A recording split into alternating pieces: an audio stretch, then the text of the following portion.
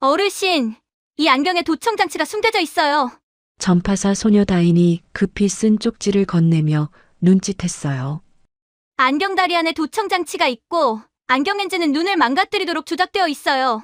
노신사의 얼굴이 굳었습니다. 소녀는 아무 일 없다는 듯 일부러 크게 말했습니다. 아이고, 안경 나사가 다 녹슬었네요. 제가 싹 갈아드릴게요. 능청스러운 웃음이었지만 안경을 쥔 소녀의 손끝은 바들바들 떨렸어요. 바로 그때 노신사의 전화기가 울렸습니다. 삼촌, 몸은 좀 어떠세요? 안경은 잘 쓰고 계시죠? 다정한 목소리였어요. 그래, 자네 덕분에 세상이 아주 잘 보이는구나. 전화를 끄는 노신사가 소녀를 돌아보며 고개를 끄덕였습니다. 대체 이 안경에는 어떤 비밀이 숨겨져 있는 걸까요? 이것은 그날 밤 낡은 전자상가 구석에서 시작된 이야기입니다. 그해 겨울, 유난히 매서운 바람이 불던 날이었습니다. 사람의 숨결조차 허공에 얼어붙던 그날 밤, 무영 전자상가 3층 복도에는 인기척이라곤 없었어요. 재개발 딱지가 덕지덕지 붙은 셔터들이 줄지어 닫혀 있었고 형광등은 반쯤 나간 채 지직거리며 복도를 유령의 골목처럼 만들고 있었죠. 그 스산한 어둠 속에서 딱 하나 불이 켜진 가게가 있었습니다. 다인 전파사. 간판 글씨는 반쯤 벗겨져 있었고 유리문에는 낡은 수리 안내문이 테이프로 붙어 있었어요. 그런데 그 작은 가게 안에서 새어나오는 불빛은 이상하게도 따뜻했습니다. 21살 정다인. 아버지가 남기고 간 이 전파사가 그 아이의 전부였습니다. 명문대 졸업장도 번듯한 이력서도 없었지만 다인에게는 남들이 갖지 못한 것이 하나 있었어요. 손끝으로 기계의 숨소리를 듣는 감각, 사람들이 절대 촉각이라 부르는 그 능력이었죠. 눈을 감고 부품을 만지는 것만으로 0.01mm의 오차를 0.1g의 무게 차이를 귀신같이 잡아내는 아이였습니다. 그날 밤도 다인은 작업대 앞에 앉아 있었어요. 라디오에서 흘러나오는 옛날 노래를 배경 삼아 고장난 탁상시계의 톱니바퀴를 핀셋으로 맞추고 있었죠. 손끝에 온 신경을 모으고 있던 바로 그때였습니다. 꽈당하고 문 너머에서 무언가 소리가 났어요. 다인이 고개를 들었습니다. 문 앞에 한 사람이 서 있었는데 캐시미어 코트에 가죽 장갑, 한눈에 봐도 비싼 옷차림이었지만 그 행색은 처참했습니다. 얼굴은 종이장처럼 하얗게 질려 있었고 이마에는 식은땀이 줄줄 흘러내리고 있었어요.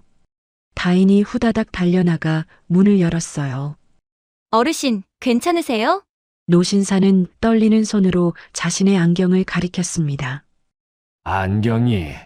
이 안경이 자꾸 흘러내려서 나사가 헐거워진 것 같은데 여기서 고칠 수 있겠나? 다인은 얼른 노신사를 작업대 앞 의자에 앉히고 따뜻한 물 한 잔을 건넸어요. 안경 좀 볼게요. 다인이 조심스럽게 안경을 받아들었습니다. 그 순간이었어요. 손끝에 전해지는 감각이 평범하지 않았습니다. 왼쪽과 오른쪽 안경 다리의 무게가 달랐어요. 그 차이는 고작 0.3g. 일반 사람이라면 평생 알아채지 못할 미세한 차이였지만 다인의 손끝은 그걸 놓치지 않았습니다. 왼쪽 안경 다리를 천천히 쓸어 올려 보니 경첩 부분의 마감 처리가 미세하게 거칠었어요. 공장 출고 상태라면 절대 있을 수 없는 흔적이었죠. 누군가 이 안경을 분해했다가 다시 조립한 겁니다. 다인의 눈빛이 변했어요. 작업대 위 확대경을 잡아당겨 안경다리 나사를 들여다봤습니다. 나사 머리에 홈이 보였는데 그 홈의 모양이 이상했어요. 일반적인 일자도 십자도 아니었습니다. 가느다란 구멍 여러 개가 뚫려 있었는데 그건 다인이 전자상가에서 수백 번은 봐왔던 것이었어요. 마이크 수음 구멍. 다인은 떨리는 손을 억누르며 렌즈 쪽으로 확대경을 옮겼어요. 렌즈 중앙부의 굴절 패턴을 읽어내려가던 다인의 얼굴이 하얗게 굳었습니다. 동공 초점이 0.5mm 비틀어져 있었어요. 이건 불량이 아니었습니다. 누군가 의도적으로 정밀하게 깎아낸 거였어요. 이 렌즈를 매일 쓰면 어떻게 되는지 다인은 알고 있었습니다. 어지럼증, 만성 두통, 시야 왜곡. 장기간 쓰면 뇌가 시각 정보를 처리하느라 과부하가 걸려 일시적인 인지 오류를 일으킬 수도 있는 상황이었습니다. 이 안경은 안경이 아닌 흉기나 다름없었습니다. 다인은 노신사를 올려다봤어요. 창백한 얼굴, 식은땀, 헛구역질. 지금 이 어르신에게 나타나고 있는 증상 전부가 설명이 되는 순간이었습니다. 누군가 이 사람을 천천히 죽이고 있었어요. 다인의 손이 떨렸음있지만 입을 열 수는 없었어요. 나사 안에 마이크가 있으니까요. 지금 이 순간에도 누군가가 듣고 있을지 모르는 거였죠. 다인은 작업대 위 메모지를 잡아당겼습니다. 말씀하지 마세요. 안경다리에 있는 나사는 도청기입니다. 그리고 이 렌즈는 할아버지 눈을 망가뜨리고 있어요. 다인은 그 쪽지를 노신사를 향해 내밀었습니다. 노신사의 눈이 쪽지 위를 훑었어요. 한 글자, 한 글자 읽어내려가는 그 눈동자가 크게 흔들렸습니다. 떨리는 손으로 쪽지를 움켜쥔 노신사가 고개를 들어 다인을 바라봤어요. 그 눈빛 안에 분노와 공포와 깨달음이 한꺼번에 소용돌이치고 있었습니다. 입술이 파르르 떨렸어요. 다인이 재빠르게 눈짓을 보냈어요. 아직 안경 속 마이크가 살아있으니 절대 입을 열지 말라는 뜻이었죠. 다인이 먼저 큰 소리로 입을 열었습니다. 아이고, 어르신. 나사가 다 녹슬었네요. 이러니 안경이 흘러내리셨지. 제가 튼튼한 국산 나사로 싹 갈아드릴게요. 일부러 밝고 투박한 목소리를 냈어요. 민 회장도 거기에 맞춰 기침을 한 번 하고는 퉁명스럽게 대꾸했습니다. 거참, 요즘 물건들은 왜 이렇게 허술한지 몰라. 다인은 능숙한 손놀림으로 안경다리에서 도청 나사를 빼냈습니다. 손톱만 한 그 나사가 핀셋 끝에 물려 올라오는 순간 다인은 잠깐 그것을 내려다봤어요. 이렇게 작은 것 하나가 한 사람의 삶을 통째로 무너뜨리고 있었다는 사실이 등골을 타고 서늘하게 내려왔습니다. 작업대 아래에는 두꺼운 납으로 만든 공구함이 놓여 있었어요. 아버지가 전자부품의 정전기 차폐용으로 쓰던 것인데 납은 전파를 차단하는데도 탁월한 소재였죠. 다인은 그 뚜껑을 열고 도청 나사를 안에 톡 떨어뜨렸습니다. 딸그락. 납 공구함의 뚜껑이 닫히는 그 작은 소리와 함께 누군가의 귀에 꽂혀 있던 이어폰에서는 지지직하는 잡음만 흘렀을 겁니다. 신호가 끊어진 거였어요. 도청은 그렇게 허무할 만큼 간단하게 차단되었습니다. 하지만 진짜 작업은 이제부터였어요. 다인은 작업대 뒤편 선반에서 낡은 기계 하나를 꺼내왔습니다. 아버지가 20년 넘게 쓰던 렌즈 가공기였어요. 페인트가 벗겨지고 모서리는 닳아 있었지만 회전축의 정밀도만큼은 독일제 최신형 못지않았죠. 아버지가 돌아가시기 전 이 기계만은 절대 팔지 말라고 했던 말이 떠올랐습니다. 다인은 안경에서 왼쪽 렌즈를 분리해 가공기 위에 올려놓았어요. 확대경 아래로 렌즈의 곡면이 드러났는데 육안으로는 완벽해 보이는 그 표면 아래 0.5mm의 왜곡이 숨어 있었죠. 누군가 정밀하게 그리고 악의적으로 깎아놓은 흔적이었습니다. 가공기가 낮은 소리로 돌아가기 시작했어요. 위잉. 다인의 손끝이 렌즈 표면 위를 스쳐 지나갈 때마다 0.01mm 단위로 곡률이 교정되어 갔습니다. 민 회장은 그 모습을 말없이 지켜보고 있었어요. 21살짜리 아이의 손끝에서 펼쳐지는 작업이 자기 회사 연구소의 수십억짜리 장비보다 더 정교하다는 걸 그는 알아볼 수 있었습니다. 그 역시 기술을 아는 사람이었으니까요. 얼마나 지났을까? 가공기의 회전이 멈추고 다인이 렌즈를 들어 올렸습니다. 다 됐어요. 다인이 안경을 다시 조립해 민 회장에게 건넸어요. 깨끗한 국산 나사로 교체된 안경다리가 아까와는 비교도 안 되게 균형 잡힌 무게감을 전해주고 있었죠. 민 회장이 천천히 안경을 썼습니다. 그리고 눈을 떴어요. 먼저 느낀 건 두통이 사라졌다는 거였습니다. 몇 달째 관자놀이를 쥐어짜던 그 지끈거림이 안경을 쓰는 순간 거짓말처럼 거쳐나간 거였어요. 그 다음으로 느낀 건 세상이었습니다. 뿌옇던 시야가 거치고 모든 것이 선명하게 눈 안으로 밀려들어왔어요. 민 회장은 자기도 모르게 두 손을 펼쳐 들었습니다. 손바닥 위에 지문 하나하나가 또렷하게 보였어요. 저 멀리 선반 위 부품 상자에 적힌 깨알 같은 글씨까지 읽을 수 있었죠. 몇 달 동안 안개 속을 헤매던 사람이 갑자기 맑은 하늘 아래로 걸어 나온 것 같은 느낌이었습니다. 민 회장의 눈시울이 붉어졌어요. 세상이 이렇게 선명한 거였구나. 바로 그때 주머니 속 전화기가 울렸습니다. 화면에 뜬 이름 최민재. 오성그룹 부회장이자 그룹 안에서는 차기 회장이라는 소리를 듣고 있는 민 회장의 유일한 조카였습니다. 민 회장의 눈빛이 순간적으로 바뀌었어요. 방금 전까지의 감동이 사라지고 그 자리에 수십 년간 재계를 호령했던 노회한 승부사의 눈이 돌아왔습니다. 민 회장은 전화를 받으며 다인을 한번 바라봤어요. 여보세요.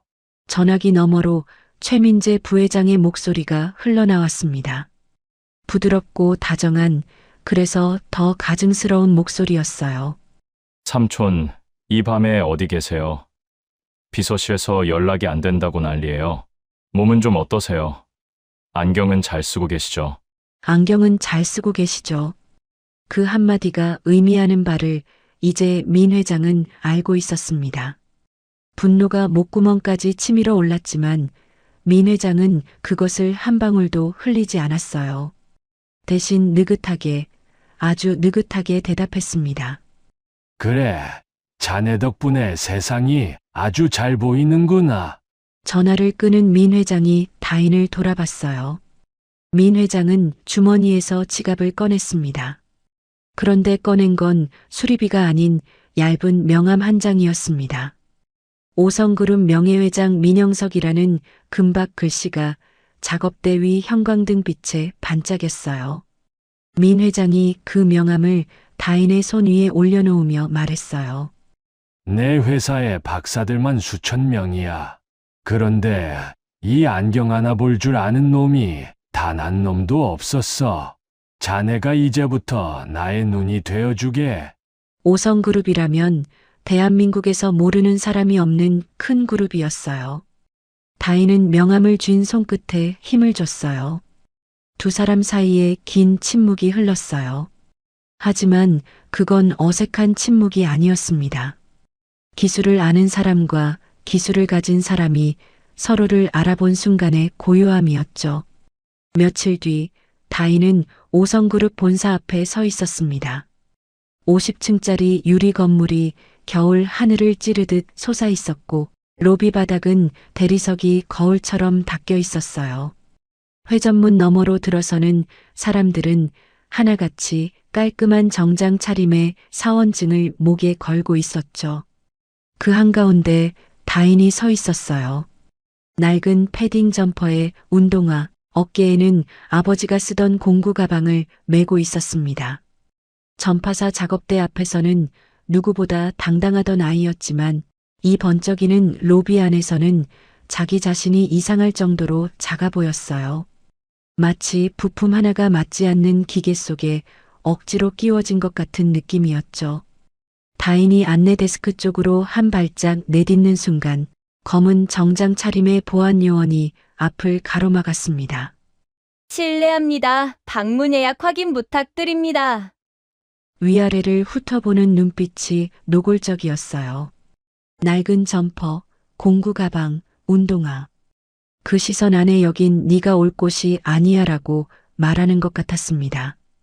다인이 민 회장의 명함을 꺼내 보여주려던 바로 그 찰나였습니다. 정다인 씨 맞으시죠? 엘리베이터 쪽에서 빠른 걸음으로 다가오는 중년 남자가 있었어요. 단정하게 빗어넘긴 머리에 은퇴 안경, 흠잡을 데 없는 정장 차림. 5성그룹 비서실장 한정호였습니다. 비서실장이 직접 로비까지 내려왔다는 것 자체가 이례적인 일이었어요. 보안요원의 얼굴이 순간 당황으로 물들었죠. 회장님께서 기다리고 계십니다. 이쪽으로 모시겠습니다.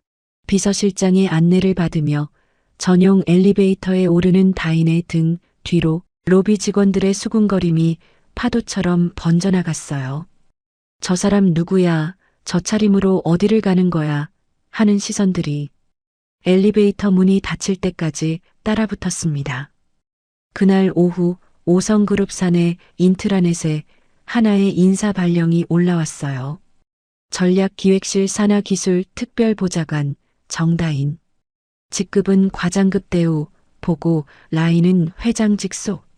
사실상 회장의 눈과 귀가 되어 그룹 전체의 기술 현안을 감찰하는 자리였습니다. 5성그룹 역사상 유례가 없는 파격 인사였어요. 명문대 석박사 출신들이 10년을 기어올라야 닿을까 말까 한 위치에 이력서 한 장 없는 21살이 단번에 앉은 거였죠. 전략기획실은 발칵 뒤집어졌습니다. 무용상가? 그거 용산 짝퉁 파는 데 아냐? 전파사라고? 라디오 고치는데 회장님이 노망이 나셨나? 아무나 데려다 앉히시네. 다들 들으라는 듯 수군거렸어요. 명문대 공학 박사 학위에 해외 연수 경력까지 갖춘 팀장과 연구원들이었습니다. 그들의 책상 위에는 최신형 노트북과 듀얼 모니터가 놓여 있었고 벽에는 학위증과 특허증이 액자에 담겨 걸려 있었어요. 그런 사람들 사이에 고졸 전파사 출신이 낙하산으로 떨어진 거였으니까요. 무시는 소리 없이 그러나 아주 체계적으로 시작되었습니다. 다인에게 배정된 자리는 사무실 안이 아니었어요. 복도 끝 문서 창고 앞에 덩그러니 놓인 작은 책상 하나. 컴퓨터는 없었고 의자는 등받이가 부러진 것이었습니다. 마치 네 자리는 여기까지야라고 선을 긋는 것 같았죠. 업무 지시는 더 노골적이었어요. 기술 검토 보고서 대신 다인에게 떨어진 것은 복사기 토너 교체, 탕비실 커피 머신 물 채우기, 회의실 프로젝터 연결 같은 자빌들이었습니다. 팀장이 서류 뭉치를 다인의 책상 위에 툭 던지며 말했어요. 이거 30부씩 복사 좀 해. 아, 그리고 회의실 프로젝터 HDMI 연결 안 된다던데 그것도 한번 확인해봐. 전파사 출신이면 그 정도는 할 줄 알잖아. 주변에서 킥킥거리는 웃음소리가 새어나왔습니다. 다인은 서류 뭉치를 말없이 들고는 조용히 복도를 걸어갔습니다. 복사실 앞에 다다랐을 때 거기서도 문제가 기다리고 있었어요. 2천만 원짜리 대형 업무용 복사기가 일주일째 고장난 채 방치되어 있었습니다. 수리 중 사용 금지라고 적힌 종이가 붙어 있었고 AS 기사가 2번이나 다녀갔지만 원인을 못 찾고 돌아갔다는 이야기가 적힌 메모도 나란히 붙어 있었어요. 직원들은 다른 층 복사기까지 오가느라 불평이 자자한 상태였죠. 다인은 서류 뭉치를 내려놓고 복사기 앞에 섰습니다. 습관처럼 손을 올려놓았어요. 기계의 옆판에 손바닥을 대고 전원 버튼을 눌렀습니다. 위잉, 드르르르, 끼릭. 복사기가 돌아가기 시작하다 중간에 멈추는 소리. 다인의 눈썹이 살짝 꿈틀댔어요. 종이가 걸린 게 아니었습니다. 급지 롤러가 돌아가는 소리가 정상보다 반 톤 낮았어요. 둔탁하고 느린 회전음. 다인은 복사기 전면 패널을 열고 급지부 쪽에 손을 넣어 롤러를 직접 만져봤습니다. 손끝에 답이 있었어요. 고무 롤러의 탄성이 죽어 있었습니다. 열에 의해 고무링이 팽창한 거였어요. 1mm 남짓 늘어난 것이 종이를 잡아당기는 마찰력을 떨어뜨려 급지 불량을 일으키고 있었던 겁니다. 다인은 공구 가방에서 작은 고무줄 하나를 꺼냈어요. 늘어난 롤러 위에 고무줄을 감아 지름을 원래대로 보정하는 데 걸린 시간은 채 1분이 되지 않았습니다. 딸깍, 위잉, 스르륵. 복사기가 깨끗하게 돌아가기 시작했어요. 종이가 한 장, 두 장 막힘없이 빨려 들어가 인쇄되어 나왔습니다. 마침 복사실 앞을 지나가던 직원 둘이 그 장면을 봤어요. 일주일째 AS 기사도 못 고친 2천만 원짜리 기계를 고무줄 하나로 1분 만에 고쳐버린 거였죠. 두 사람의 입이 반쯤 벌어진 채 다치지 않았습니다. 다인은 그 시선을 의식하지 않았어요. 복사기에서 나오는 서류를 차곡차곡 정리하며 30부 복사를 묵묵히 마치고 있었습니다. 복도 저편 창고 앞 부러진 의자가 놓인 그 작은 책상으로 돌아가는 다인의 뒷모습을 직원들이 멍하니 바라봤어요. 아까까지 킥킥거리던 웃음은 사라져 있었고 그 자리에 미묘한 침묵이 내려앉았습니다. 물론 그 정도로 분위기가 바뀔 리는 없었어요. 여전히 다인의 책상 위에는 자빌 서류가 쌓여 있었고 사무실 문 안쪽에서는 여전히 수군거림이 이어지고 있었죠. 하지만 다인은 괜찮았습니다. 무영 전자상가에서 아버지 없이 혼자 가게를 지켜온 아이였어요. 멸시와 무시쯤은 수리 요청서처럼 쌓아두고 하나씩 처리하면 되는 거였습니다. 다인은 부러진 의자에 앉아 공구 가방 지퍼를 열었어요. 아버지의 낡은 드라이버 세트가 형광등 불빛 아래 조용히 빛나고 있었습니다. 이 안에서 살아남는 방법은 하나뿐이라는 걸 다인은 알고 있었어요. 말이 아니라 기술로 증명하는 것. 그것뿐이었죠. 다인이 5성그룹에 발을 들인 지 열흘쯤 되었을 때였습니다. 여전히 책상은 창고 앞 복도에 있었고 업무라고 내려오는 건 토너 교체와 커피 심부름이 전부였어요. 하지만 다인은 불평 한마디 없이 그 자빌들을 해치우면서 건물 구석구석을 자기 발로 익혀나가고 있었습니다. 복도의 배선 상태, 서버실의 냉각 팬 소리, 엘리베이터 모터의 진동 주기까지 건물이 내는 소리 하나하나를 손끝과 귀로 기억해 두고 있었던 거예요. 그리고 그날이 왔습니다. 5성그룹의 사활이 걸린 날이었어요. 차세대 드론 카메라 모듈, 프로젝트명 EAGL이 2와 2, 군사용 정찰 드론에 탑재되는 초정밀 카메라로 개발비만 100억 원이 넘게 투입된 그룹의 핵심 역작이었습니다. 오늘 오후 국방부 관계자와 해외 바이어들 앞에서 시연회가 열릴 예정이었어요. 이 시연 하나에 향후 5년치 수주 계약이 달려 있었죠. 그런데 시연회 2시간 전 영구동 1층 시험실에서 비명 같은 보고가 올라왔습니다. 초점이 안 맞는다. 드론 카메라 모듈의 렌즈가 피사체를 잡지 못하고 계속 흔들리고 있었어요. 어제까지 멀쩡하던 장비가 갑자기 초점을 잃어버린 겁니다. 시험실 모니터에 뜨는 영상은 술 취한 사람의 눈처럼 덜덜 떨리고 있었고 연구소장의 얼굴은 당황한 기색이 역력했어요. 설계 데이터 다시 돌려. 렌즈 곡률 재검증해. 연구소장의 고함이 시험실을 가득 채웠지만 연구원들의 손가락만 키보드 위에서 바쁘게 움직일 뿐 답은 나오지 않았습니다. 슈퍼컴퓨터로 설계 검증을 3번이나 돌렸지만 데이터상으로는 오류가 없었어요. 렌즈도 센서도 소프트웨어도 전부 정상이었습니다. 그런데 카메라는 떨리고 있었죠. 원인 불명. 기술자에게 이보다 무서운 말은 없었습니다. 임원들이 하나둘 시험실로 몰려들었어요. 수주 계약이 날아가면 주가가 폭락하고 주가가 폭락하면 자기 자리가 위험해지니까요. 시험실 안은 땀 냄새와 긴장감으로 숨이 막힐 지경이었습니다. 그 소란 속에서 최민재 부회장만은 묘하게 침착한 표정을 하고 있었어요. 팔짱을 낀 채 구석에 서서 우왕좌왕하는 연구소장을 지켜보는 눈빛이 냉정하다 못해 계산적이었죠. 이참에 연구소장을 문책하고 그 자리에 자기 사람을 심을 수 있겠다는 셈을 머릿속에서 굴리고 있었던 겁니다. 최 부회장에게 이 위기는 위기가 아니라 기회였어요. 시연회까지 남은 시간은 1시간 반. 시험실 구석, 출입문 옆에 다인이 서 있었습니다. 임원회의에 커피를 가져다 주라는 지시를 받고 왔다가 벌어지는 상황을 지켜보게 된 거였어요. 커피 트레이를 들고 선 채 한참을 그 자리에 서 있던 다인의 미간이 서서히 찌푸려지기 시작했습니다. 귀가 무언가를 잡아낸 거였어요. 연구원들은 렌즈와 센서, 소프트웨어만 들여다보고 있었지만 다인의 귀는 다른 곳을 향해 있었습니다. 드론 본체 안에서 돌아가는 짐벌 모터의 회전음이었어요. 그 소리가 미세하게 불규칙했습니다.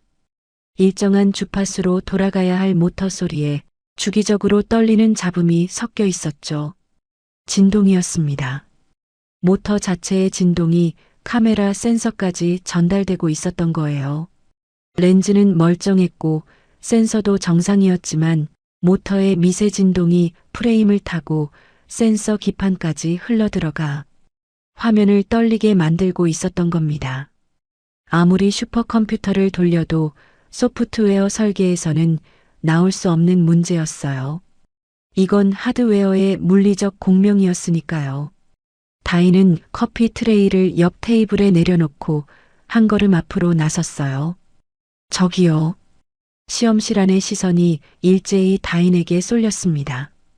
낡은 점퍼 차림의 21살짜리가 박사들과 임원들이 가득한 시험실 한가운데서 입을 연 거였어요. 연구소장의 눈이 찢어질 듯 올라갔습니다. 렌즈 문제가 아니라 모터 진동 때문에 센서가 떨리는 거예요. 순간 시험실이 조용해졌어요. 그리고 곧바로 연구소장의 목소리가 폭발했습니다. 네가 뭘 알아? 지금 여기가 어딘 줄 알고 함부로 끼어드는 거야. 얼굴이 벌겋게 달아오른 연구소장이 다인을 향해 손가락질을 했어요.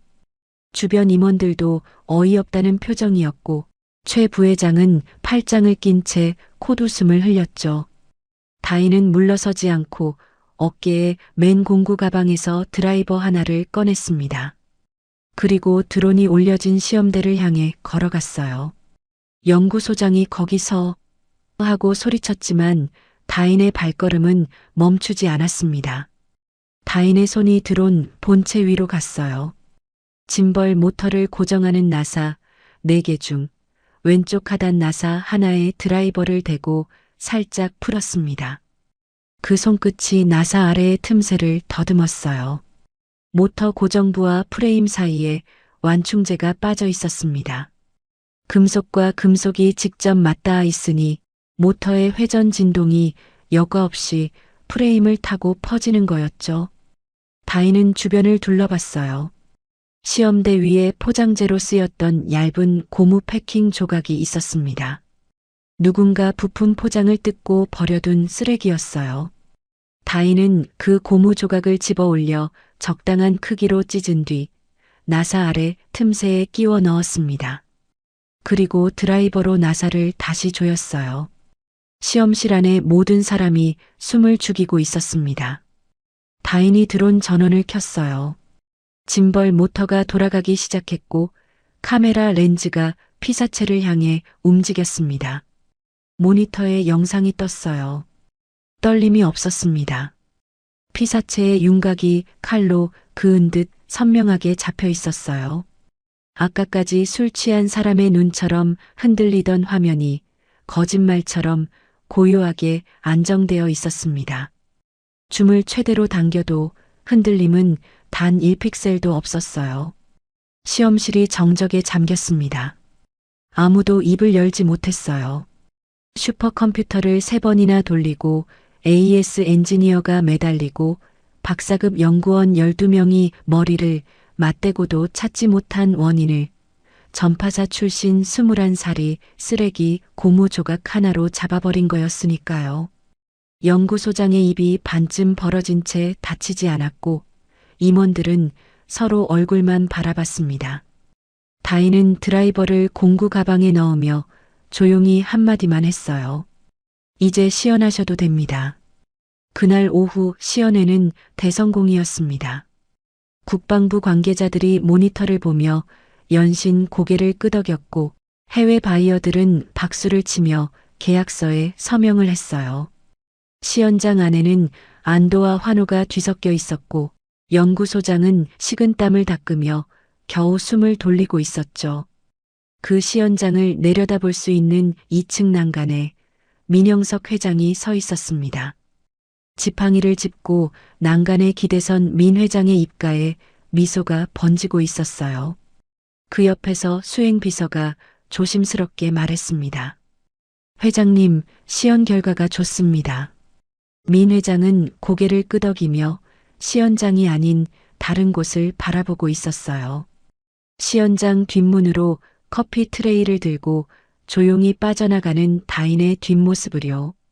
반면 같은 2층 반대편 복도에 서 있던 최민재 부회장의 표정은 전혀 달랐어요. 연구소장을 갈아치울 명분이 사라진 것도 문제였지만 그보다 더 신경 쓰이는 게 있었습니다. 아까 시험실에서 드라이버 하나 들고 나섰던 그 전파사 출신 아이. 삼촌이 어디서 데려왔는지도 모르겠는 저 여자가 왜 자꾸 눈에 거슬리는 건지요. 드론 카메라 시연회가 성공한 뒤로 달라진 것이 두 가지 있었습니다. 하나는 민영석 회장의 안색이었어요. 조작된 안경을 벗어던진 뒤로 두통과 어지럼증이 사라지면서 회의석상에서의 발언도 예전의 날카로움을 되찾아가고 있었죠. 임원들 사이에서 회장님이 요즘 부쩍 정정해지셨다는 말이 돌기 시작했습니다. 또 하나는 최민재 부회장의 심기였어요.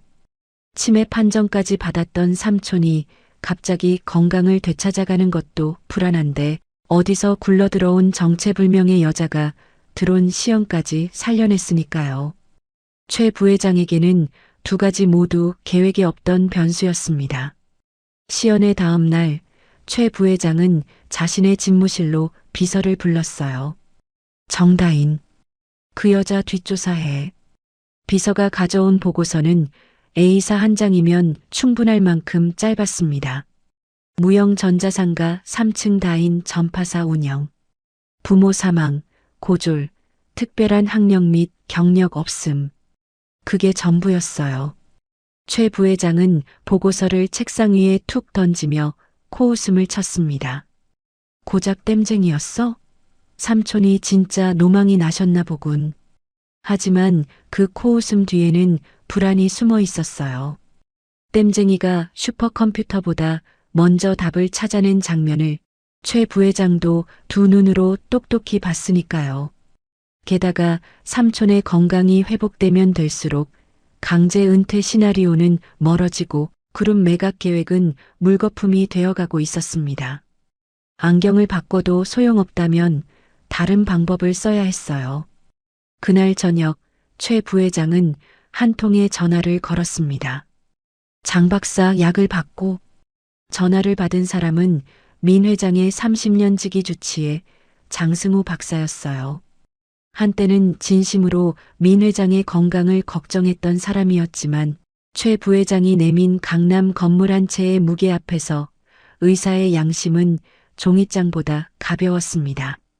장 박사는 이미 안경 렌즈를 조작한 공범이었고 이번에도 거절할 위치가 아니었죠.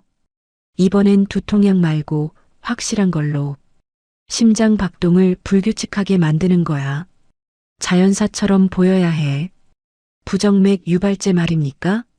그건 위험합니다. 복용량을 잘못 맞추면 위험해집니다. 장 박사님, 강남 건물은 잊으신 겁니까? 전화 너머로 장 박사의 한숨소리가 길게 흘렀습니다. 그리고 며칠 뒤 민 회장의 개인 비서에게 전달되는 처방약 봉투 안에 알약이 바뀌었어요. 겉모양은 기존 두통약과 거의 같았지만 속은 완전히 다른 약이 들어 있었습니다. 그 무렵 다인은 회장 직속 보좌관으로서 민 회장 가까이에서 일하는 시간이 조금씩 늘어나고 있었습니다. 여전히 전략기획실에서의 대우는 바뀌지 않았지만 민 회장이 직접 다인을 불러 기술 현안을 논의하는 일이 잦아졌거든요. 그러다 보니 자연스럽게 민 회장의 차와 약을 챙기는 일도 다인의 몫이 되어가고 있었어요. 약이 바뀐 지 사흘째 되던 날이었습니다. 다인은 탕비실에서 민 회장의 오후 약을 준비하고 있었어요. 처방약 봉투에서 알약 2알을 꺼내 손바닥 위에 올려놓고 물을 컵에 따르던 참이었죠. 그때 손끝이 먼저 반응했습니다.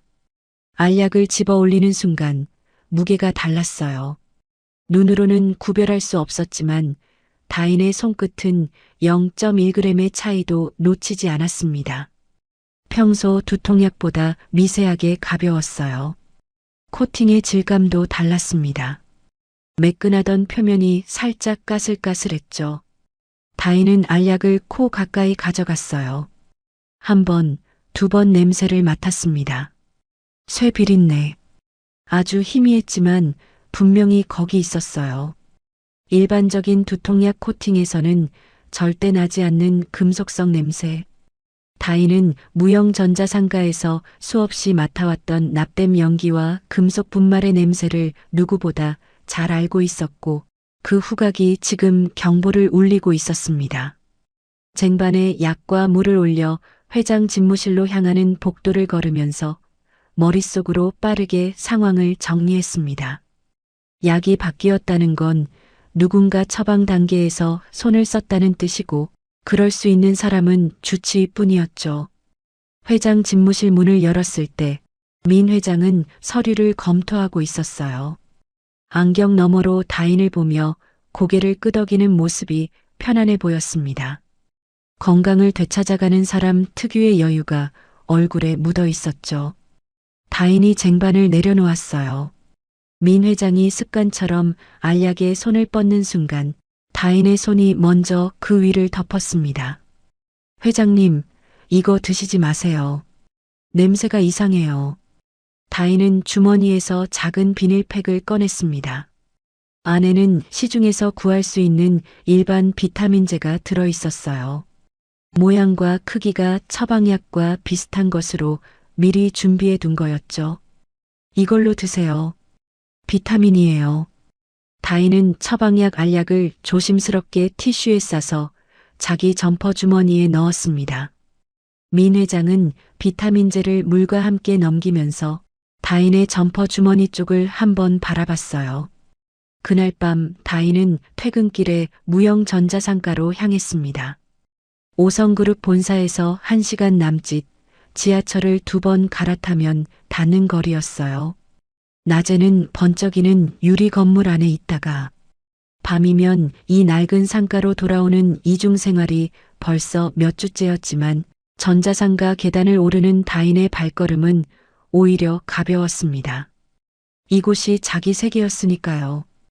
2층 구석 영진 화공이라는 간판이 반쯤 빛바랜 가게 앞에서 다인이 멈춰 섰어요. 아버지가 살아계실 때부터 알고 지내던 가게였습니다. 화공 약품과 공업용 시약을 취급하는 이 가게의 주인 김영진 아저씨는 한때 대기업 연구소에서 화학 분석을 하던 사람이었어요. 지금은 상가 한 칸에서 신나와 에폭시를 팔고 있었지만 성분 분석에 관해서는 아직도 그 실력이 녹슬지 않았죠. 다인이 문을 밀고 들어서자 작업대에서 시약을 정리하던 김 사장이 고개를 들었어요. 어이구, 다인이. 웬일이야, 이 밤에. 다인은 티슈에 싼 알약을 작업대 위에 올려놓으며 말했습니다. 아저씨, 이거 좀 봐주세요. 성분이 뭔지 알아야 해요. 코팅에서 쇠 비린내가 나고 무게도 이상해요. 김 사장이 안경을 고쳤으며 알약을 들여다봤어요. 다인의 부탁이라면 무조건 들어주는 사람이었습니다. 다인 아버지가 살아있을 때 가게 배선 공사를 공짜로 해준 은혜를 아직 갚지 못했다며 기회만 되면 다인을 챙기던 사람이었거든요. 쇠 비린내라. 금속 화합물이 섞여 있을 수도 있겠네. 며칠 주면 간이 분석이라도 제대로 해볼게. 다인은 고개를 숙여 인사했어요. 가게를 나서며 뒤를 한번 돌아봤습니다. 김 사장이 벌써 알약을 비커에 올려놓고 시약장을 뒤지고 있었어요. 다인은 전파사 문을 열고 작업대 불을 켰어요. 낮 공구함이 작업대 아래에서 조용히 빛을 받고 있었습니다. 그 안에는 아직 도청 칩이 봉인되어 있었죠. 안경의 증거, 그리고 이제 약의 증거까지. 퍼즐 조각이 하나씩 모이고 있었어요. 다인은 작업대 위 아버지 사진을 한번 올려다봤습니다. 사진 속 아버지는 드라이버를 들고 환하게 웃고 있었어요. 그 웃음이 오늘따라 유난히 든든하게 느껴졌습니다. 약을 바꿔치기한 그날 이후로 다인은 더욱 조심스러워졌습니다.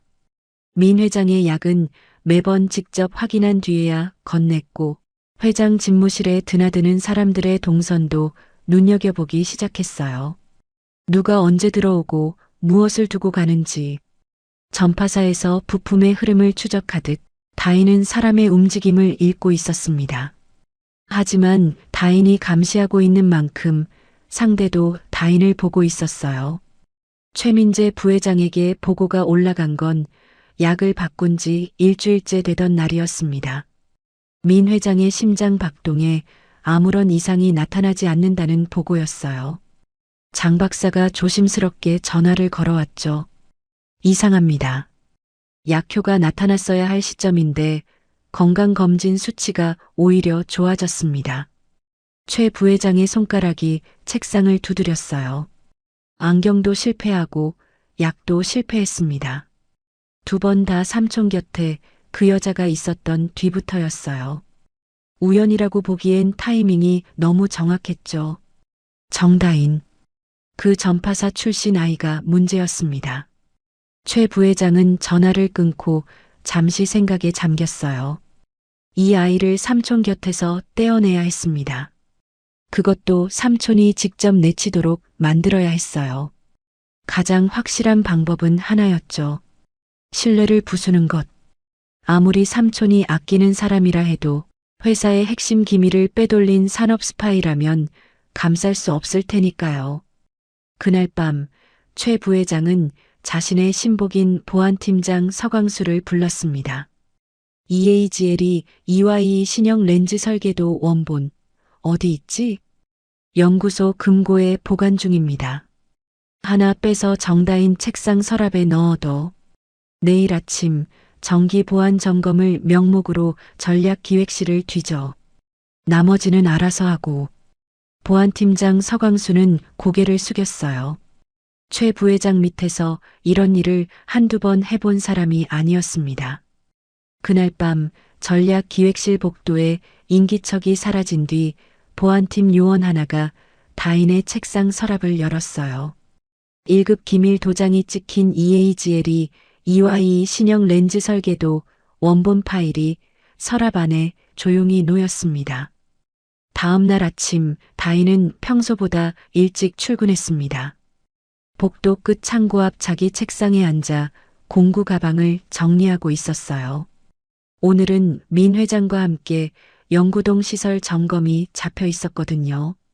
다인이 드라이버 세트를 하나씩 확인하며 가방에 넣고 있을 때 사무실 쪽에서 여러 사람의 발소리가 빠르게 다가오는 게 들렸습니다. 다인이 고개를 들었을 때 검은 정장 차림의 보안팀 직원 4명이 복도를 가득 채우며 다가오고 있었어요. 정다인 보좌관, 정기 보안 점검입니다. 서랍 열어주시죠. 다인은 의아한 얼굴로 서랍을 열었어요. 열리는 순간 서랍 안에 1급 기밀 도장이 선명하게 찍힌 빨간 파일이 보였습니다. 다인은 그것을 본 적이 없었어요. 어젯밤 퇴근할 때까지 서랍 안에는 메모지와 펜밖에 없었으니까요. 보안팀장이 빨간 파일을 집어들며 말했습니다. 이게 왜 여기서 나오는 건지 설명해 주시겠습니까? 다인은 순간적으로 상황을 파악했어요. 누군가 심어둔 거였습니다. 그리고 그 누군가가 누구인지도 어렵지 않게 짐작이 갔지만 지금 이 자리에서 그걸 증명할 방법은 없었어요. 저는 그 서류를 넣은 적이 없습니다. 보안팀장은 들은 척도 하지 않았어요. 미리 준비된 대사를 읊듯 말을 이었습니다. 1급 기밀 문서 무단 반출 혐의. 조사가 완료될 때까지 동행해 주셔야 합니다. 보안팀 직원 둘이 다인의 양쪽 팔을 잡았습니다. 복도를 지나가던 전략기획실 직원들이 하나둘 고개를 내밀었어요. 수군거림이 파도처럼 번졌죠. 설계도 빼돌렸대.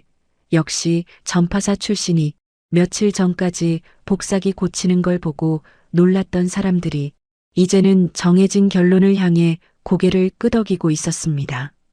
다인은 끌려가면서도 얼굴에 당황의 빛을 내비치지 않았어요. 대신 왼손이 아주 자연스럽게 오른쪽 손목으로 갔습니다. 손목에 차고 있던 낡은 디지털 시계의 옆면 버튼을 꾹 눌렀어요. 그 시계는 아버지가 쓰던 것이었습니다. 다인이 직접 개조해서 내부에 초소형 녹음 모듈을 심어둔 것이었죠.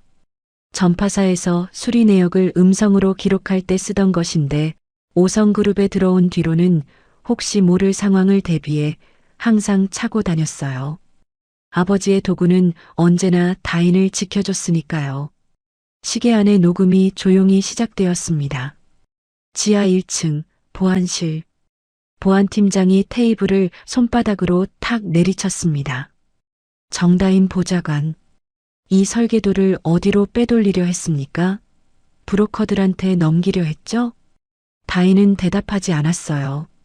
입을 꾹 다문 채 보안팀장의 눈을 똑바로 바라보고 있었습니다. 그 시선이 너무도 흔들림 없어서 오히려 보안팀장 쪽이 시선을 피했어요. 묵비권 행사하면 인정하는 거로 간주합니다. 자필 사유서 쓰세요. 다인은 여전히 입을 열지 않았습니다. 사유서도 쓰지 않았어요. 이 사람들이 원하는 건 자백이었고 한 글자라도 쓰는 순간 그게 올가미가 된다는 걸 알고 있었으니까요. 1시간, 2시간. 보안팀장의 인내심이 바닥나고 있었어요. 다인이 끝내 입을 열지 않자 보안팀장은 자리에서 일어나 방 구석으로 가더니 전화기를 꺼내 들었습니다. 통화 내용이 보안실 안에 흘러나왔어요. 보안팀장은 다인이 듣고 있다는 걸 의식하지 못하는 것 같았습니다. 아니, 의식하더라도 상관없다고 생각했을 거예요. 어차피 전파사 출신 아이 하나가 뭘 할 수 있겠냐고. 부회장님, 서광수입니다. 지시대로 처리했습니다. 서랍에서 설계도가 나왔고 지금 보안실에 잡아두고 있습니다. 네, 자백은 아직인데 시간 문제입니다. 다인의 손목 위에서 낡은 디지털 시계가 조용히 돌아가고 있었어요. 그 안에 녹음 모듈이 보안팀장의 목소리를 한 글자도 빠뜨리지 않고 담아내고 있었습니다. 그로부터 얼마 지나지 않았을 때였어요. 보안실 밖 복도에서 빠르고 무거운 발소리가 들려왔습니다. 쾅! 보안실 문이 안쪽으로 거칠게 열렸습니다. 문 앞에 민영석 회장이 서 있었어요. 지팡이를 쥔 손에 핏줄이 솟아 있었고 눈에는 수십 년간 재계를 호령해온 사람의 위엄이 불꽃처럼 타오르고 있었습니다. 뒤에는 비서실장과 법무팀 직원들이 줄지어 서 있었어요. 보안팀장 서광수의 전화기를 든 손이 허공에 멈춘 채 굳어버렸어요. 민 회장의 목소리가 보안실 벽을 울렸습니다. 내 허락 없이 내 사람 건드리는 놈이 누구냐? 보안팀 직원 둘이 저도 모르게 한 발짝 뒤로 물러섰고 보안팀장의 다리가 눈에 띄게 떨리고 있었습니다. 민 회장이 천천히 보안실 안으로 들어섰어요. 지팡이 끝이 바닥을 찍을 때마다 보안실 안의 공기가 조여드는 것 같았습니다. 민 회장의 시선이 테이블 위에 빨간 파일을 훑고 보안팀장의 얼굴을 관통했어요. 이 아이의 보안 등급과 접근 권한은 내가 직접 관리한다. 네가 정기 점검을 한다고? 누구 지시로? 보안팀장의 입이 벌어졌다 닫혔어요. 아무 말도 나오지 않았습니다. 최 부회장의 이름을 댈 수도 없고 대지 않으면 설명이 되지 않는 상황이었어요. 진퇴양난이었죠. 그것은 보안 규정에 따른 정기적으로. 됐어. 민 회장이 손을 들어 말을 끊었습니다. 다인아, 일어나. 다인이 자리에서 일어났어요. 민 회장의 뒤를 따라 보안실을 나서면서 다인은 한 번도 뒤를 돌아보지 않았습니다. 엘리베이터 안 두 사람만 남았을 때였습니다. 다인이 왼쪽 손목의 시계를 풀어 민 회장에게 내밀었어요. 이어폰을 연결하고 재생 버튼을 눌렀습니다. 작은 스피커에서 보안팀장의 목소리가 흘러나왔어요. 부회장님, 서광수입니다. 지시대로 처리했습니다. 민 회장이 천천히 입을 열었어요. 참을 만큼 참았다. 엘리베이터 층수 표시가 올라가는 불빛이 두 사람의 얼굴 위로 번갈아 스쳐 지나갔습니다. 민 회장이 다인을 바라봤어요. 그 눈 안에 결의가 단단하게 자리 잡고 있었습니다. 다인아, 이제 끝을 내자. DDAY를 잡겠다. 다인은 고개를 끄덕였어요. 주머니 안에서 손을 꽉 쥐었습니다. 납상자 안에 도청칩, 화공 약품 가게에 맡긴 알약, 그리고 시계 안에 녹음 파일. 흩어져 있던 퍼즐 조각들이 하나의 그림을 향해 모여들고 있었어요. DDAY가 정해진 그날 밤, 다인은 곧장 집으로 가지 않았습니다. 지하철을 2번 갈아타고 무영 전자상가에 도착한 건 밤 11시가 넘어서였어요.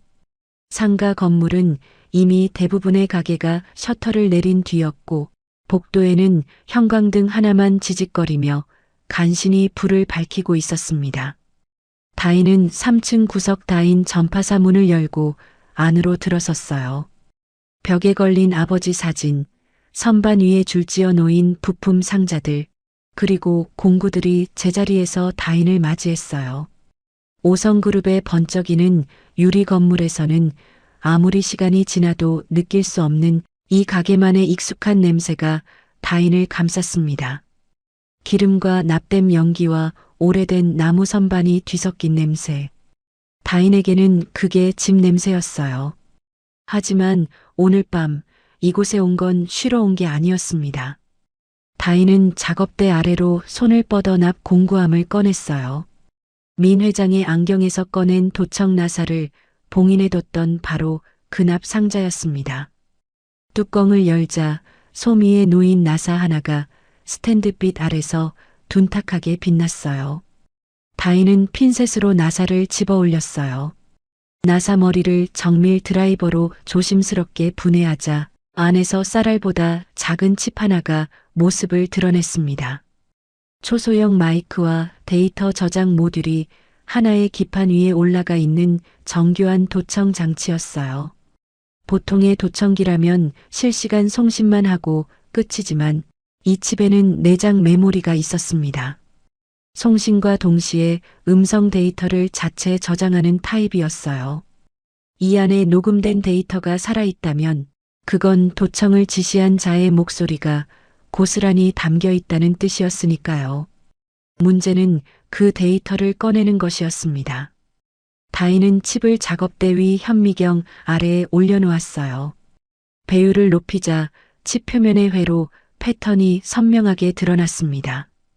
가느다란 금색 배선들이 미로처럼 얽혀 있었고 데이터 단자 부분에는 암호화 회로가 덧붙여져 있었어요. 일반적인 방법으로는 데이터를 읽어낼 수 없도록 막아둔 거였죠. 소프트웨어로 뚫을 수 없다면 하드웨어로 가야 했습니다. 다인은 선반에서 얇은 구리선과 소형 오실로스코프를 꺼내왔어요. 아버지가 쓰던 장비였습니다. 최신형은 아니었지만 전기 신호를 읽는 데는 충분했죠. 다인은 현미경을 들여다보며 칩 표면의 데이터 라인에 구리선을 하나하나 직접 납땜해 나갔어요. 머리카락보다 가는 배선 위에 프로브를 올리는 작업이었습니다. 손끝이 0.01mm라도 흔들리면 회로가 타버리는 작업이었지만 다인의 손은 흔들리지 않았어요. 암호화 회로를 우회해서 메모리 셀에 저장된 전기 신호를 물리적으로 직접 읽어내는 방식이었습니다. 디지털 보안을 아날로그 기술로 뚫는 교과서 어디에도 나오지 않는 기상천외한 방법이었어요. 하지만 전파사에서 수천 개의 기판을 만지며 살아온 다인에게는 회로의 언어가 사람의 말보다 더 익숙했습니다. 1시간이 넘게 걸렸어요. 새벽 1시가 넘어서야 오실로스코프 화면에 신호 파형이 떠오르기 시작했습니다. 다인은 그 신호를 낡은 노트북에 연결된 변환기로 넘겼어요. 전기 신호가 디지털 데이터로, 디지털 데이터가 음성 파일로 복원되어 가는 과정을 다인은 숨을 죽이고 지켜봤습니다. 그리고 노트북 스피커에서 소리가 흘러나왔어요. 처음에는 잡음이었습니다. 지직거리는 소리 사이로 사람의 목소리가 조금씩 윤곽을 드러냈어요. 다인이 볼륨을 올리자 두 사람의 대화가 선명하게 들려왔습니다. 첫 번째 목소리는 장 박사의 것이었어요. 렌즈 굴절률을 3단계로 높였습니다. 이번 달 안에 쓰러지실 겁니다. 두 번째 목소리, 최민재 부회장이었습니다. 잘했어. 늙은이가 벽에 똥칠을 해야 내가 회장이 되지. 스피커에서 흘러나오는 그 목소리에는 민 회장을 향한 어떤 온정도, 조카로서의 어떤 미안함도 없었습니다. 30년을 곁에서 모셔온 주치의와 피를 나눈 조카가 주고받은 대화라고는 믿기 어려울 만큼 건조하고 잔인한 목소리였어요. 처음부터 민 회장을 치매 환자로 만들어 강제 은퇴시키려 했던 거였어요. 안경은 그 도구였고 장 박사는 그 실행자였던 거죠. 다인은 음성 파일을 3군데에 백업했습니다. USB 하나, 노트북 하드디스크, 그리고 자신의 개조된 손목시계 메모리에. 증거는 절대 한 곳에만 두지 않는다는 건 전파사에서 배운 게 아니라 혼자 살아남으면서 몸으로 익힌 것이었어요. 다인은 도청 칩을 다시 납상자에 넣고 봉인했어요. 이 칩은 주주총회 당일까지 안전하게 보관해야 했습니다. 그런데 다인은 알고 있었어요. 도청 녹음과 약물 증거만으로는 부족할 수 있다는 걸. 최 부회장은 교활한 사람이었습니다. 도청기와 약은 장 박사에게 뒤집어 씌울 수 있었고 자신은 몰랐다고 발뺌할 여지가 남아 있었어요. 최 부회장을 확실하게 끝내려면 그가 직접 서명하고 직접 관여한 증거가 필요했습니다. 돈의 흔적. 그룹을 해외에 팔아넘기려 한 매각 합의서만 있다면 어떤 변호사도 빠져나갈 구멍을 만들어줄 수 없었어요. 그리고 그 증거가 어디에 있는지 다인은 짐작하고 있었습니다. 며칠 뒤 다인은 오성그룹 본사 지하 2층 서버실 앞에 서 있었어요. 총무팀에 제출한 서류에는 7구역 배선 노후화 점검이라고 적혀 있었습니다.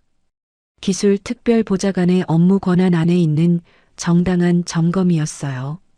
서버실 관리자가 출입 카드를 찍어주며 문을 열어줬습니다. 서버실 안은 냉각 팬 소리로 가득했어요. 수백 대의 서버렉이 줄지어 서 있었고 파란 LED 불빛이 어둠 속에서 별처럼 깜빡이고 있었습니다. 다인은 배선 점검 도구를 들고 서버렉 사이를 걸어가며 실제로 배선 상태를 확인하는 척했어요. 관리자의 시선이 자연스럽게 멀어진 틈을 다인은 놓치지 않았습니다. 다인이 향한 곳은 임원 전용 메일 서버가 있는 구역이었어요. 배선 점검을 위해 서버 뒷면 패널을 열었습니다. 눈은 배선을 따라가는 척했지만 손은 다른 곳에 가 있었어요. 서버의 물리적 포트에 자신이 만든 초소형 데이터 추출 장치를 연결한 겁니다. 손가락 한마디 크기의 이 장치는 메일 서버의 로그 데이터를 직접 복사할 수 있었어요. 다인이 전파사에서 부품을 조합해 직접 만든 것이었죠. 추출에 걸린 시간은 4분. 다인은 장치를 회수하고 패널을 원래대로 닫았습니다. 배선 점검 보고서에 7구역 배선 상태 양호, 이상 없음이라고 적은 뒤 서버실을 나왔어요. 관리자는 아무것도 눈치채지 못했습니다. 그날 밤 다시 전파사. 다인은 추출한 데이터를 노트북에서 열었어요. 수천 건의 메일 로그가 쏟아져 나왔지만 다인이 찾는 건 하나였습니다. 최민재 부회장의 이름으로 발신된 메일 중 해외 수신자가 포함된 것. 스크롤을 내리던 손이 멈췄어요. 찾았습니다. 수신자는 홍콩에 본사를 둔 투기 자본 그레이스톤 캐피탈. 메일에는 오성그룹의 핵심 기술 부문을 분리 매각하는 합의서 초안이 첨부되어 있었어요. 매각 대금의 30%가 최민재 개인 명의의 해외 계좌로 입금되는 구조가 상세하게 적혀 있었습니다. 그리고 메일 하단에는 최민재의 전자 서명이 선명하게 찍혀 있었어요. 자기 회사를, 자기 삼촌이 평생을 바쳐 세운 회사를 헐값에 팔아먹으려 했던 겁니다. 그것도 삼촌을 치매로 몰아 쫓아낸 뒤에요. 다인은 매각 합의서 파일을 도청 녹음, 약물 분석 결과와 함께 하나의 폴더에 정리했습니다. 그리고 그 폴더를 세 군데에 백업하고 원본 USB는 납상자 안에 도청 칩과 나란히 넣어 봉인했습니다. 도청 칩 속 최 부회장과 장 박사의 육성, 조작된 약물의 성분 분석 결과, 보안팀장의 자백이 담긴 녹음, 그리고 해외 매각 합의서, 4개의 증거가 하나의 그림을 완성하고 있었습니다. 다인은 전파사 불을 끄고 문을 잠갔어요. 주주총회까지 남은 시간이 얼마 되지 않았습니다. 증거가 모두 갖춰진 뒤 다인과 민 회장은 매일 밤 작전을 다듬어 나갔습니다. 회장 집무실 문이 잠기면 두 사람은 머리를 맞대고 주주총회 당일의 시나리오를 한 줄 한 줄 짜나갔어요. 증거를 공개하는 순서, 프레젠테이션의 구성, 검찰 수사관 투입 타이밍까지 빈틈이 있어서는 안 됐습니다. 최 부회장은 교활한 사람이었고 한치의 허점이라도 보이면 그 틈을 파고들 인물이었으니까요. 그런데 작전의 마지막 단계에서 민 회장이 뜻밖의 제안을 꺼냈어요. 내가 쓰러져야 한다. 다인이 고개를 들어 민 회장을 바라봤습니다. 놈들이 방심해야 꼬리를 내민다. 내가 쓰러지면 그놈은 반드시 축배를 들 거야. 그때 나오는 말들이 마지막 못이 되는 거지. 주주총회 3일 전 오후 2시 오성그룹 본사 63층 회장 집무실에서 긴급 호출이 울렸습니다. 민영석 회장이 집무 중 갑자기 의식을 잃고 쓰러졌다는 보고가 비서실을 통해 전층에 퍼졌어요. 구급대가 도착하기도 전에 뉴스 속보가 먼저 터졌습니다. 속보 오성그룹 민영석 명예회장 뇌졸중 의심 증상으로 긴급 이송. 의식 불명 상태. 뉴스 자막이 대한민국 전역의 화면을 가로질렀어요. 오성그룹 주가가 장마감 직전 급락했고 증권가에는 이번엔 진짜 끝이다라는 말이 돌았습니다. 본사 로비에는 취재진이 몰려들었고 임원들은 저마다 비서실에 전화를 걸어 상황을 파악하느라 정신이 없었어요. 그 혼란의 한가운데서 최민재 부회장만은 다른 감정을 느끼고 있었습니다. 속보를 확인한 최 부회장의 입꼬리가 제 의지와 상관없이 올라가려는 걸 그는 회의실 유리창에 비친 자기 얼굴을 보며 겨우 눌러 참았어요. 주변 임원들 앞에서는 걱정스러운 표정을 연기해야 했으니까요. 삼촌이 쓰러지셨다고? 지금 바로 병원으로 가야지. 목소리에는 당장이라도 달려갈 것 같은 조급함을 담았지만 그 눈 안에는 전혀 다른 빛이 돌고 있었습니다. 드디어 때가 왔다는 확신의 빛이었어요. 그날 밤 강남의 한 고급 룸살롱. 최민재 부회장과 장승호 박사가 마주 앉아 있었습니다. 테이블 위에는 연도가 오래된 양주병이 놓여 있었고 두 사람의 잔에는 술이 가득 따라져 있었어요. 최 부회장이 잔을 들어 올렸어요. 장 박사, 축배를 들자고. 드디어 시대가 바뀌는구나. 장 박사는 잔을 들면서도 표정이 편치 않았어요. 의사라는 직업이 남긴 마지막 양심의 조각이 축배의 무게를 견디기 어렵게 만들고 있었던 거죠. 하지만 손에 쥐어진 강남 건물 등기 권리증이 그 양심을 눌러버렸습니다. 부회장님, 이제 주주총회에서 해임안만 통과시키면 되는 겁니까? 해임이 아니라 은퇴지. 병상에 누운 노인네를 해임하는 건 너무 잔인하잖아. 건강상의 이유로 명예롭게 물러나시는 거야. 아름답지 않나? 최 부회장이 양주를 한 모금 머금으며 웃었어요. 그레이스톤 쪽에서 계약서 최종본 보내왔어. 기술 부문 매각 대금이 당초보다 5% 올랐더군. 장 박사 목도 넉넉할 거야. 감사합니다, 부회장님. 장 박사가 고개를 숙이며 잔을 기울이는 그 순간 룸문이 살짝 열렸어요. 검은 조끼에 나비 넥타이를 맨 젊은 웨이터가 조용히 들어와 새 안주 접시를 테이블 위에 내려놓았습니다. 고개를 숙인 채 물잔을 채우고 빈 접시를 치우고 소리 없이 다시 나갔어요. 두 사람은 웨이터를 거들떠보지도 않았습니다. 하지만 그 웨이터의 조끼 안주머니에는 초소형 녹음기가 들어 있었어요. 무영 전자상가에서 다인과 함께 자란 동네 오빠 전자부품상 아들 박준혁이었습니다. 다인이 이틀 전 찾아가 부탁했어요. 오빠, 하루만 알바 좀 해줘. 양주 따르면서 얘기만 들으면 돼. 준혁은 이유를 묻지 않았습니다. 전자상가 사람들 사이에서 다인의 부탁은 곧 다인 아버지의 부탁이나 마찬가지였으니까요. 최 부회장의 드디어 시대가 바뀌는구나부터 매각 대금 이야기까지 한 글자도 빠짐없이 녹음기 안에 담겼습니다. 같은 시각 서울 시내 한 대학병원 VIP 병동 1인실 병실 문 앞에는 면회 사절 팻말이 걸려 있었고 복도에는 비서실 직원 2명이 지키고 서 있었어요. 병실 안에는 흰 시트가 깔린 침대 위에 민영석 회장이 누워 있었습니다. 산소 호흡기가 코에 걸려 있었고 심장 모니터가 규칙적으로 삐 소리를 내고 있었죠. 창백한 얼굴, 감긴 눈. 누가 봐도 위독한 환자의 모습이었어요. 밤 11시가 넘어 병실 문이 조용히 열렸습니다. 다인이 비닐봉지 하나를 들고 안으로 들어왔어요. 문을 닫고 안쪽에서 잠금 장치를 돌리는 소리가 찰칵 울렸습니다. 그 순간 민 회장이 벌떡 일어나 앉았습니다. 산소 호흡기를 코에서 벗기더니 옆 테이블 위에 툭 내려놓았어요. 그리고 이불을 걷어차며 침대 가장자리에 걸터 앉았습니다. 병원 밥은 맛이 없어? 뭐 가져왔어?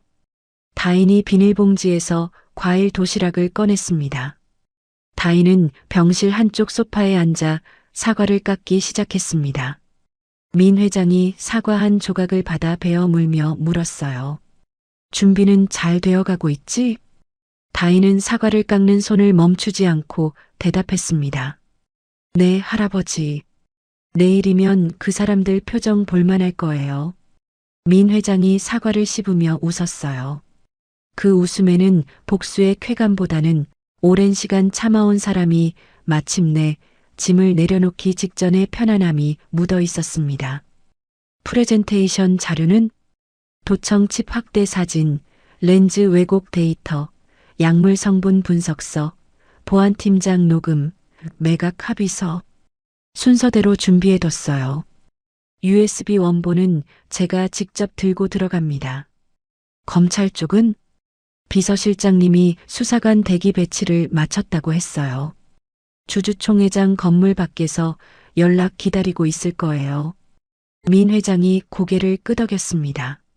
사과를 한 조각 더 집어들며 잠시 창밖을 바라봤어요. 다인아, 고맙다. 민 회장의 목소리가 평소와 달랐어요. 회장의 목소리도 작전 지휘자의 목소리도 아니었습니다. 그건 그냥 할아버지의 목소리였어요. 내 곁에 박사가 수천 명이었지만 내 안경이 흉기인 줄 아는 놈은 없었어. 내 약이 독인 줄 아는 놈도 없었고 30년 지기가 날 죽이고 있었는데 너 하나가 날 살렸어.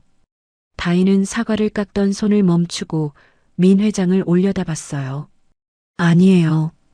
할아버지가 저를 믿어주셨잖아요. 전파사 출신이라고 무시하지 않고 제 손끝을 믿어주셨잖아요. 그게 아니었으면 저는 아직도 상가 3층에서 시계나 고치고 있었을 거예요. 두 사람 사이에 잠깐 침묵이 흘렀습니다. 그건 더 이상 말이 필요 없는 사이에서만 가능한 종류의 고요함이었어요.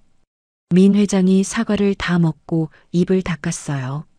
그리고 다시 침대에 누우며 산소 호흡기를 코 위에 올려놓았습니다. 연기자의 표정으로 돌아가기 전 마지막으로 한마디를 보탰어요. 내일 본때를 보여주자꾸나. 다인은 고개를 숙여 인사하고 병실을 나왔습니다. 복도를 걸어 나오면서 다인은 창문에 비친 자기 모습을 잠깐 바라봤어요. 낡은 점퍼 차림에 공구 가방을 맨 21살. 무형 전자상가에서 혼자 살아남은 전파사 아이. 세상은 이 아이를 땜쟁이라고 불렀고 낙하산이라고 비웃었고 산업 스파이로 몰기까지 했었죠. 내일이면 그 세상이 달라질 겁니다. 아버지가 가르쳐준 기술이 거짓이 아니었다는 걸, 가장 낮은 곳의 손끝이 가장 높은 곳의 정의를 바로 세울 수 있다는 걸 내일 그 사람들 눈앞에서 증명해 보이겠다고. 다인은 창문 속 자기 자신에게 고개를 한번 끄덕여 보였습니다. 그리고 돌아섰어요. 공구 가방 끈을 고쳐 매고 병원 로비를 향해 걸어나가는 발걸음에 흔들림은 없었습니다. 주주총회 당일 5성그룹 본사 2층 대회의장 앞에는 이른 시간부터 사람들이 모여들고 있었어요. 기관 투자자, 소액 주주, 노조 대표, 금융 애널리스트, 그리고 취재진까지. 5성그룹 명예회장의 쓰러짐 이후 처음 열리는 주주총회였으니 관심이 쏠리지 않을 수가 없었죠. 회의장 안은 500석 규모의 좌석이 빼곡히 채워져 있었어요. 무대 위 단상에는 대형 스크린이 설치되어 있었고 그 앞에 임원석이 한 줄로 놓여 있었습니다. 오전 10시 총회가 시작되었습니다. 최민재 부회장이 단상에 올랐어요. 검은 정장에 검은 넥타이, 표정은 비장하게, 그러나 눈 안에는 감추기 어려운 의기양양함이 서려 있었습니다. 단상 위 마이크 앞에 선 최 부회장은 잠시 고개를 숙였어요. 침통한 표정을 만드는데 3초. 수백 명의 시선이 자신에게 집중되는 그 순간을 즐기고 있었죠. 존경하는 주주 여러분. 최 부회장의 목소리가 스피커를 타고 회의장을 가득 채웠습니다. 오늘 이 자리에 서는 제 마음이 무겁습니다. 여러분도 아시다시피 민영석 명예회장님께서 뇌졸중으로 쓰러지셨습니다. 의료진에 따르면 의식 회복이 불투명한 상황이며 장기적인 경영 공백이 불가피합니다. 회의장 안에 무거운 침묵이 내려앉았어요. 주주들의 얼굴에 불안이 번지고 있었습니다. 저 역시 이 말씀을 드리는 것이 얼마나 가슴 아픈 일인지 모릅니다. 최 부회장이 잠시 말을 멈추고 눈가를 손등으로 훔치는 신용을 했어요. 하지만 기업의 미래를 개인의 감정에 맡길 수는 없습니다. 그래서 오늘 눈물을 머금고 한 가지 안건을 상정하고자 합니다. 민영석 명예회장님의 건강 악화에 따른 쾅! 회의장 뒤쪽 정문이 안쪽으로 벌컥 열렸습니다. 모든 고개가 일제히 뒤를 돌아봤어요. 문 사이로 쏟아져 들어오는 복도의 빛을 등지고 한 사람이 서 있었습니다. 왼손에 지팡이를 짚고 등을 곧게 세운 채 사흘 전까지 의식불명으로 병원에 누워있던 사람. 민영석 회장이었습니다. 회의장이 일순간 얼어붙었어요. 500명의 입에서 숨소리조차 사라졌습니다. 그리고 그 정적을 깨뜨린 건 객석 어딘가에서 터져나온 한마디였어요. 뭐야? 위독하다며? 그 한마디를 시작으로 회의장 안이 술렁이기 시작했습니다. 속삭임이 파도처럼 앞좌석에서 뒷좌석으로, 다시 뒷좌석에서 앞좌석으로 밀려갔어요. 카메라 셔터 소리가 폭죽처럼 쏟아졌고 기자들이 자리에서 반쯤 일어나 렌즈를 들이댔습니다. 민 회장이 걸어오기 시작했어요. 지팡이가 회의장 바닥을 찍을 때마다 그 소리가 스피커보다 크게 울리는 것 같았습니다. 한 걸음 한 걸음. 느리지만 흔들림 없는 발걸음이었어요. 그리고 민 회장의 반 발짝 뒤에 다인이 있었어요. 낡은 점퍼 대신 깔끔한 정장을 입고 있었지만 어깨에 맨 공구 가방만은 그대로였습니다. 한 손에는 노트북을, 다른 손에는 USB를 쥐고 있었어요. 단상 위 최 부회장의 얼굴이 순간적으로 일그러졌습니다. 찰나의 경악이었지만 다인의 눈은 그걸 놓치지 않았어요. 최 부회장은 곧바로 표정을 수습하며 반가운 척 두 팔을 벌렸습니다. 삼촌, 이게 어떻게 된 겁니까? 비켜. 민 회장의 한마디에 최 부회장의 양팔이 허공에서 멈췄어요. 민 회장은 최 부회장을 스쳐 지나가 단상 중앙에 섰습니다. 마이크 앞에 선 민 회장이 회의장을 천천히 둘러봤어요.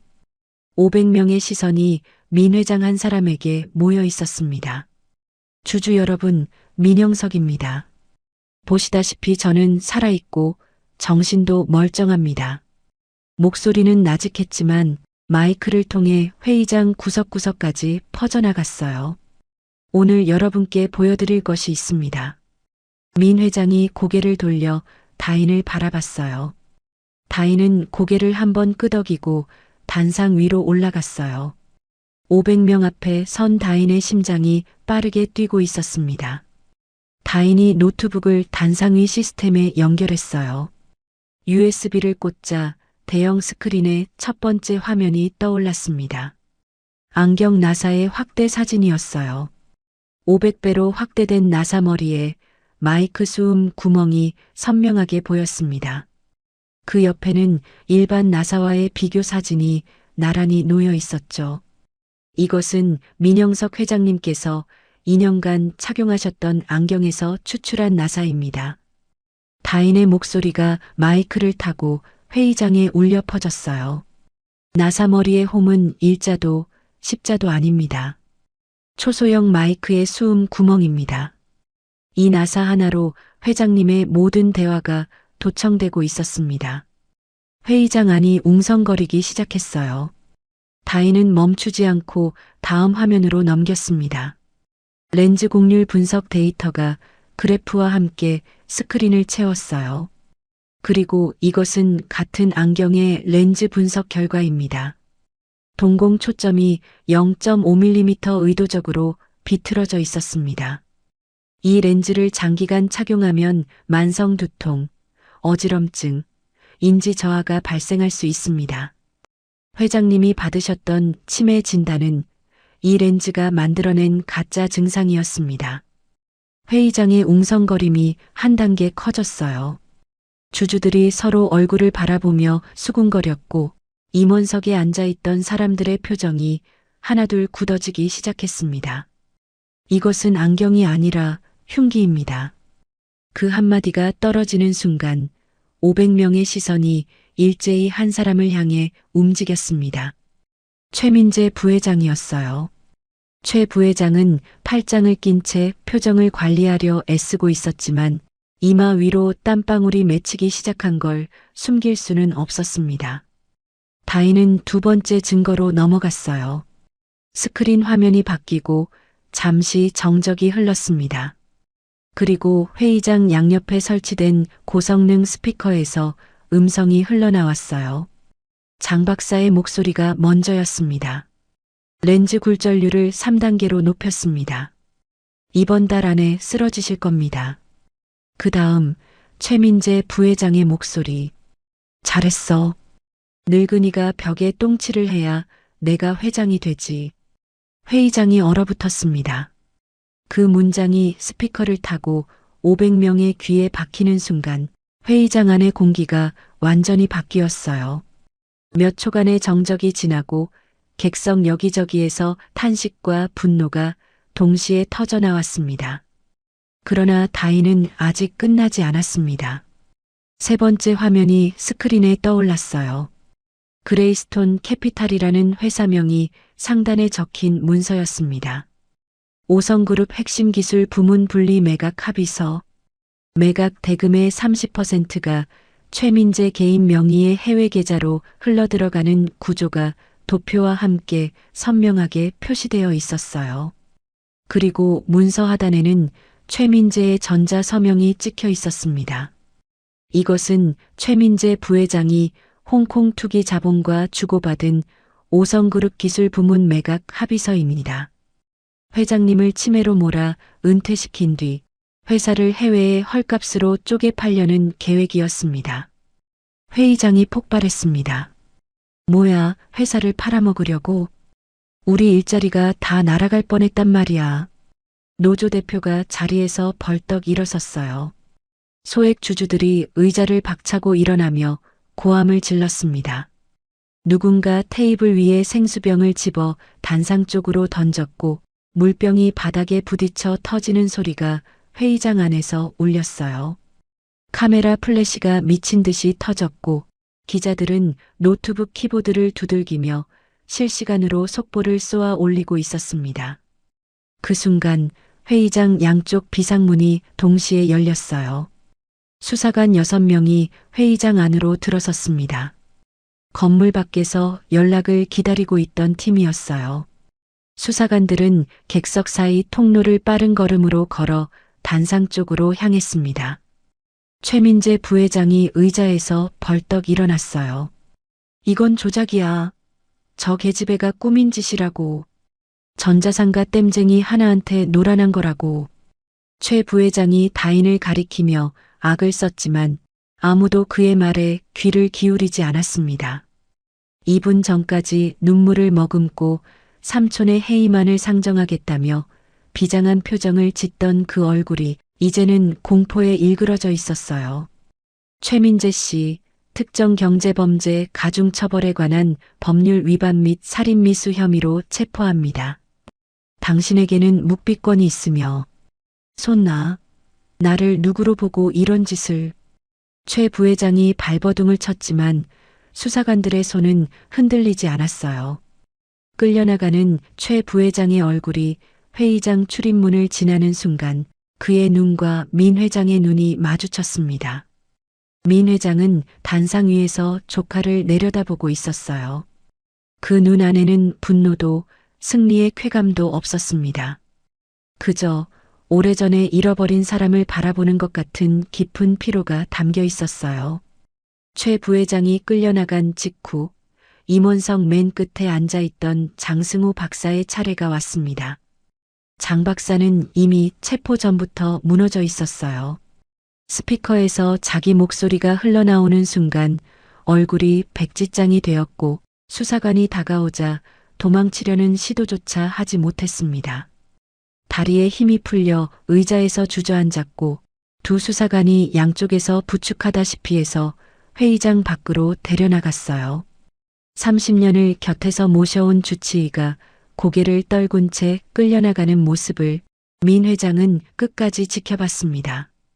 지팡이를 쥔 손에 힘이 들어간 것 외에는 아무런 감정도 드러내지 않았어요. 하지만 다인은 알고 있었습니다. 민 회장이 지금 어떤 마음인지를. 배신한 자를 벌하는 것이 아무리 정당해도 30년의 세월이 무너지는 소리를 듣는 건 아플 수밖에 없다는 거리요. 회의장은 서서히 진정되어 갔습니다. 주주들의 분노가 안도로 바뀌고 안도가 다시 박수로 바뀌었어요. 처음에는 한두 명이 시작한 박수가 객석 전체로 퍼져나갔습니다. 500명의 박수 소리가 회의장 벽을 울리고 천장에 부딪혀 내려오고 다시 올라갔어요. 그 박수 소리 한가운데에 다인이 서 있었습니다. 단상 위 대형 스크린 앞에 21살 무형 전자상가 전파사 출신 고졸 흑수저 세상이 붙여준 모든 꼬리표가 지금 이 순간만큼은 아무 의미가 없었어요. 민 회장이 다인을 향해 고개를 한번 끄덕였습니다. 그 작은 동작 하나에 고맙다와 대단하다와 수고했다가 전부 들어 있었어요. 다인도 고개를 숙여 답했습니다. 그 인사 안에는 저를 믿어주셔서 감사합니다가 들어 있었고요. 회의장 안에 여전히 박수가 울리고 있었지만 두 사람 사이의 그 짧은 눈인사는 그 어떤 소리보다도 크고 또렷한 대화였습니다. 기술을 가진 사람과 기술을 알아본 사람이 가장 높은 곳에서 함께 정의를 세운 날이었어요. 주주총회가 끝난 뒤 최민재 부회장과 장승우 박사는 구속 기소되었어요.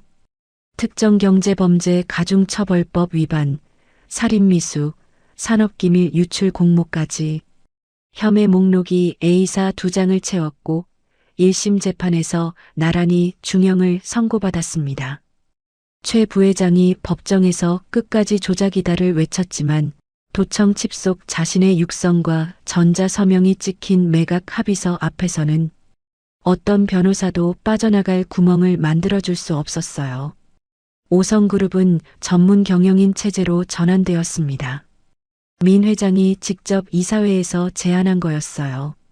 더 이상 한 사람의 혈연에 기대어 회사를 운영하지 않겠다는 선언이었죠. 기술 중심 경영을 내세운 새 경영진이 구성되었고 해외 매각이 추진되던 핵심 기술 부문은 오히려 투자가 확대되어 연구 인력이 2배로 늘었습니다. 그리고 민영석 회장은 명예롭게 은퇴를 선언했어요. 기자회견장에서 민 회장은 이렇게 말했습니다. 이제 오성은 한 사람의 회사가 아니라 기술자 모두의 회사가 되어야 합니다. 기자들의 카메라 앞에서 고개를 숙여 인사하는 민 회장의 얼굴에는 짐을 내려놓은 사람의 편안함이 묻어 있었어요. 은퇴 발표 후 며칠이 지난 어느 오후였습니다. 50층 회장 집무실에는 이삿짐 상자들이 여기저기 놓여 있었어요. 민 회장이 수십 년간 이 방에서 모아온 것들이 하나씩 상자 안으로 들어가고 있었습니다. 책상이 정밀 기계 모형, 벽에 걸려 있던 초창기 공장 사진, 서랍 속 낡은 설계 노트. 한 사람의 생애가 종이 상자 몇 개로 정리되는 모습은 아무리 대단한 사람이라 해도 쓸쓸한 구석이 있었어요. 다인이 집무실 문을 열고 들어왔습니다. 할아버지, 도와드릴까요? 민 회장은 창가에 서서 서울 시내를 내려다보고 있었어요. 됐다. 짐이 별것 없어. 민 회장이 돌아서며 책상 위에 놓인 상자 하나를 가리켰어요. 상자 안에 오래된 렌즈 하나가 들어 있었습니다. 내가 25살 때 처음 만든 정밀 렌즈야. 독일 기술자한테 100번은 깨지면서 배웠지. 그때 그 사람이 나한테 그랬어. 기술은 손끝에서 태어나지만 눈에서 완성된다고. 민 회장이 다인을 바라봤어요. 그런데 정작 내 눈은 썩어가고 있었는데 내가 그걸 몰랐어. 네가 내 썩은 눈을 도려내 준 거야. 다인은 고개를 저었어요. 아니에요. 할아버지가 제 기술을 믿어주셨잖아요. 전파사 출신이라고 고졸이라고 무시하지 않고 제 손끝을 믿어주셨잖아요. 그게 아니었으면 저는 아무것도 할 수 없었어요. 민 회장이 가만히 웃었습니다. 그 웃음 안에 많은 것이 담겨 있었어요. 민 회장이 책상 서랍에서 갈색 봉투 하나를 꺼냈습니다. 다인아, 이리 와봐. 다인이 다가갔어요. 민 회장이 봉투를 다인의 손에 올려놓았습니다. 다인이 봉투를 열고 안에 서류를 꺼냈습니다. 2장이었어요. 첫 번째 서류는 MIT 정밀공학과 입학 허가서였습니다. 민 회장의 추천서가 첨부되어 있었고 전액 장학금이 확정되어 있었어요. 세계 최고의 공가대학에서 다인의 손끝에 이론이라는 날개를 달아줄 기회였습니다. 두 번째 서류를 본 순간 다인의 손이 멈췄어요. 정태수 기술장인 재단 설립 인가서. 정태수? 다인 아버지의 이름이었습니다. 무형전자상가에서 평생 기계를 만지다 세상을 떠난 누구도 기억해주지 않았던 한 사람의 이름이 재단의 이름으로 새겨져 있었어요. 재단의 목적은 학력이나 배경에 관계없이 기술적 재능을 가진 청년들을 발굴하고 지원하는 것이었습니다. 다인 같은 아이들이 전자상가 구석에 묻히지 않도록 세상에 나올 수 있는 길을 만들어주는 재단이었어요. 다인의 눈시울이 뜨거워졌습니다. 서류를 쥔 손끝이 떨렸어요. 수천 개의 기계 부품을 만질 때는 0.01mm도 흔들리지 않던 손이 아버지의 이름 석자 앞에서는 어쩔 수가 없었습니다. 할아버지, 이제 좁은 상가 말고 넓은 세상에서 네 기술을 펼쳐라. 다인은 한참 동안 서류를 내려다보고 있었습니다. 아버지의 이름이 자꾸만 흐려졌다 선명해졌어요. 눈물 때문이었습니다. 다인은 손등으로 눈가를 훔치고 서류를 가슴에 꼭 안았어요. 아무 말도 하지 않았습니다. 할 수 없었어요. 하지만 민 회장은 알고 있었습니다. 이 아이의 침묵이 어떤 말보다 깊은 감사를 담고 있다는 거리요.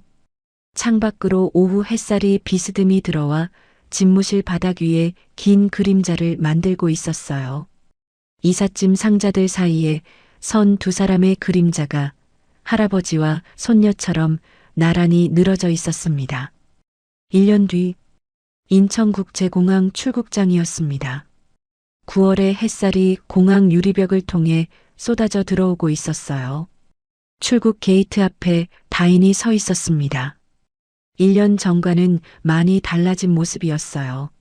낡은 점퍼 대신 깔끔한 재킷을 입고 있었고 캐리어 하나와 공구 가방 하나를 들고 있었습니다. 공구 가방만은 여전히 아버지 것 그대로였어요. 어디를 가든 이것만은 가져가야 했으니까요. 출국 게이트 앞에서 다인이 뒤를 돌아봤습니다.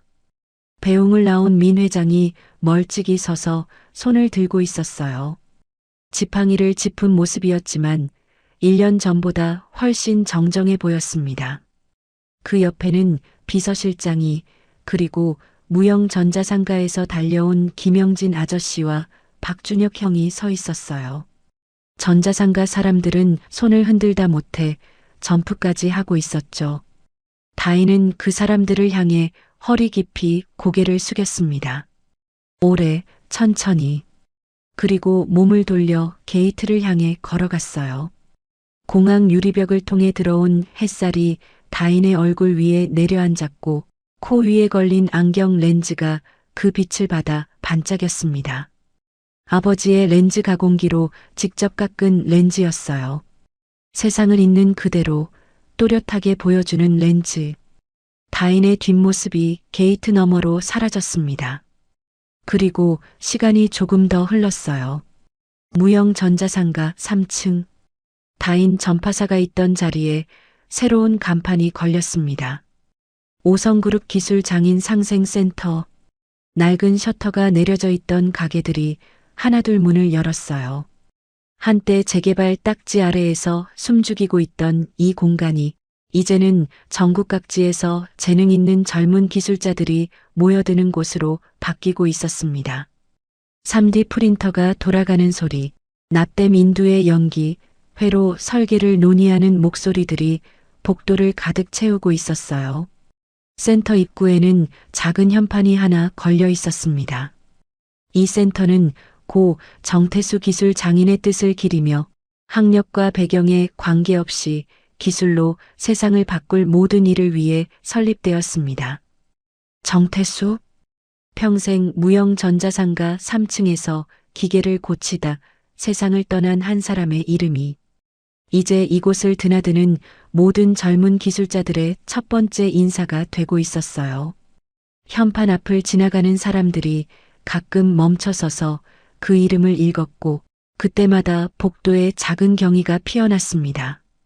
현판 옆에는 액자에 넣은 사진 한 장이 걸려 있었어요.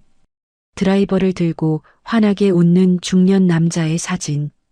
다인의 아버지였습니다.